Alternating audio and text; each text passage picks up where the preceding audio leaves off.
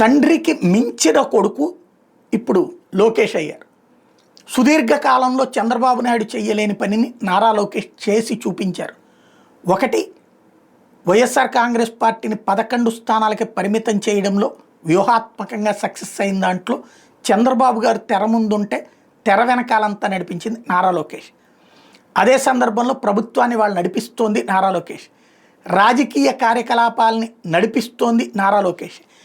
పులివెందుల ఒంటిమిట్ట ఎన్నికల విషయంలో ప్యూర్లీ వ్యూహం రచించింది నారా లోకేష్.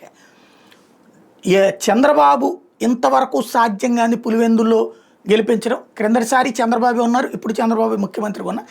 క్రిందటిసారి ఆయన పేరేంటి సీఎం రమేష్ని ద్వారా బీటెక్ రవిని గెలిపించింది లోకేష్. అక్కడ ఇవాళ రోజున తనే స్వయంగా వ్యూహం పన్ని పోలీసుల ద్వారా అక్కడ ఎవరెవరిని ఆపాలి, ఎక్కడి నుంచి ఓటర్లను అక్కడికి తీసుకురావాలి, కుప్పంలో తమకి ఎలాగైతే తెలుగుదేశం పార్టీని దెబ్బకొట్టడానికి జగన్ అనుసరించిన వ్యూహానికి రివర్స్ వ్యూహం ఇక్కడ అనుసరించి సామదాన భేద దండోపాయాలు కాదు, కంప్లీట్ తన శక్తియుక్తులన్నీ ప్రదర్శించి అక్కడ విజయం సాధించడం అన్నటువంటి నారా లోకేష్ సాధించి.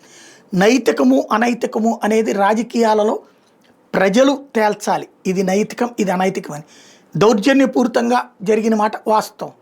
గతంలోనూ స్థానిక ఎన్నికల్లో అన్ని ఏకగ్రీవాలు ఎట్ట జరిగినాయి, దౌర్జన్యం లేకపోతే అప్పుడు దౌర్జన్యమే.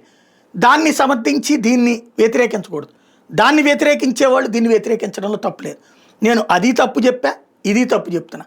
అదే సందర్భంలో విజయం అనేటటువంటిది ఖండనలకి అతీతం. ఖచ్చితంగా ఆ విజయాన్ని లోకేష్కి అంకితం చేయాలి.